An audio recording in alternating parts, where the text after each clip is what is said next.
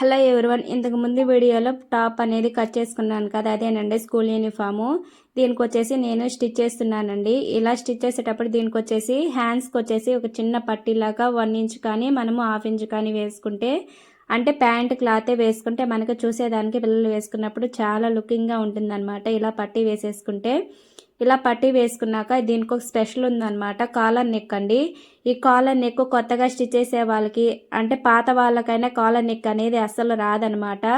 చాలా సింపుల్ ప్రాసెస్లో ఎలా స్టిచ్ చేసుకోవాలి, కొండ కుర్తులతో ఎలా స్టిచ్ చేసుకోవాలి, మనకి చూడంగానే ఒక అటెంప్ట్లోనే మనము స్టిచ్ చేసేస్తామండి. అలా నెక్ అనేది ఫస్ట్ టైం కుట్టేటప్పుడు చాలా అంటే భయం వేస్తుంది అనమాట. అలా 2-3 టైమ్స్ చూస్తూ ఒక దాని మీద ప్రయోగం చేసి ఇంకో దాని మీద ప్రయోగం చేసి వచ్చిన దాకా స్టిచ్ చేసామనుకోండి, చాలా ఈజీ అండి కాలర్ అనేది.